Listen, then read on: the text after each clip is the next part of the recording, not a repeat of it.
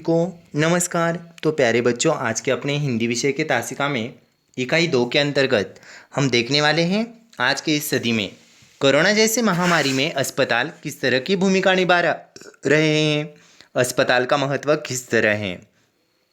तो आज के इस अस्पताल के नर्सेस और डॉक्टर हमारे लिए भगवान किस तरह साबित हुए हैं और अस्पताल में आखिर कौन कौन सी सेवाएं रहती हैं, कौन कौन से विभाग रहते हैं, इसका विस्तार से वर्णन हमें देखना है अस्पताल इस अपने पाठ में। यहाँ पर हमें कुछ चित्र नज़र आ रहे हैं। पहचानो, समझो और बताओ। सबसे पहले हमें एक दिया है आईसीयू। आईसीयू यानी सबसे ज़्यादा गंभीर जो बीमार रहता है उसे आईसीयू में भेज दिया जाता है, आईसीयू में दाखिल कर दिया जाता है। अब आईसीयू ऐसी जगह रहती है कि जहाँ पर यानी बहुत ख्याल रखा जाता है, बड़ी बड़ी मिशनरीज वहाँ पर रहती हैं और वहाँ पर बहुत ही बिल्कुल शांतता सन्नाटा रहता है। और दिया है नेत्रदान। नेत्र यानी आँखें। नेत्रदान कितना अच्छा दान है ना, ठीक रक्तदान की तरह, इसीलिए तो कहा जाता है रक्तदान महादान। उसके बाद दिया है वार्ड। यहाँ पर आँखों का चित्र भी दिया है और नीचे ब्लड का चित्र दिया है। वार्ड दिया है। वार्ड के ऊपर क्या लिखा है पढ़ो ज़रा।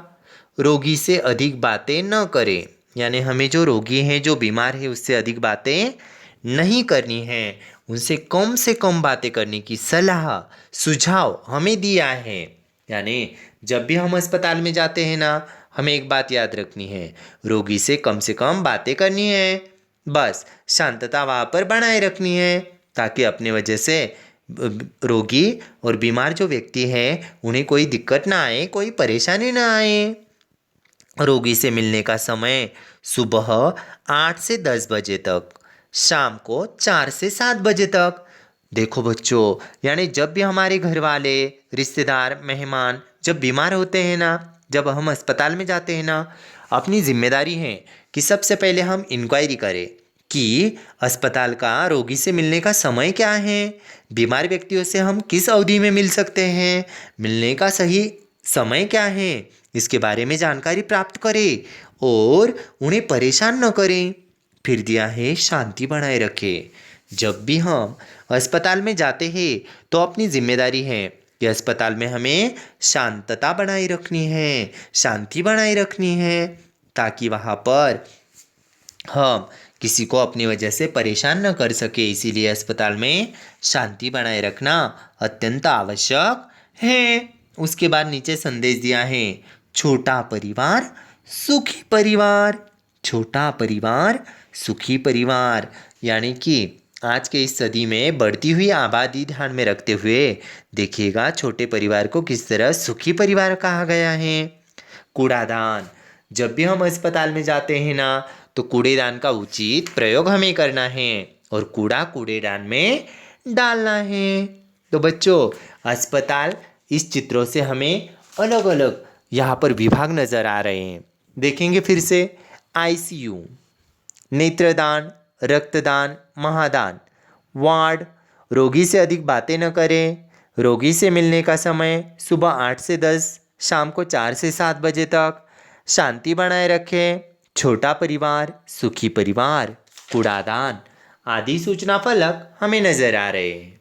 हम देखते हैं आगे।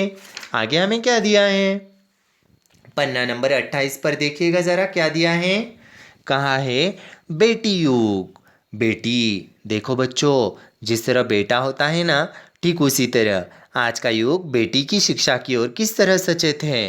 तो इसीलिए तो कहा जाता है ना, कोमल है कमज़ोर नहीं तू, कोमल है कमज़ोर नहीं तू, शक्ति का नाम नारी है, जग को जीवन देने वाली, मौत भी तुझसे हारी है। जग को जीवन देने वाली मौत भी तुझसे हारी है। नारी नारी मत कहो, नारी है सोने की खान। नारी नारी मत कहो, नारी है सोने की खान। इसी नारी को पैदा हुए स्वयं रामकृष्ण भगवान। ऐसे नारी शक्ति का महत्व बताने वाली, नारी के प्रति हमें सचेत कराने वाली, नारी चेतना की भावना हमारे मन में पैदा करने वाली बेटी युग आनंद विश्वास द्वारा रचित अपनी 7वीं कक्षा की सुंदर कविता देखते हैं बेटी युग। नानी वाली कथा कहानी अब भी जग में लगी सुहानी। बेटी युग के नए दौर की आओ लिख ले नई कहानी।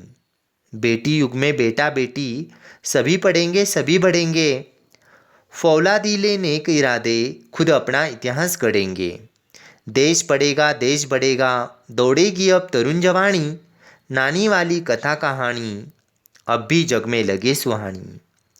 बेटा शिक्षित आधी शिक्षा, बेटा शिक्षित आधी शिक्षा, दोनों शिक्षित पूरी शिक्षा। हमने सोचा मनन करो तुम, सोचो समझो करो समीक्षा। सारा जग शिक्षामय करना हमने सोचा मन में ठानी। नानी वाली कथा कहानी अब भी जग में लगी सुहानी। अब भी जग में लगी सुहानी।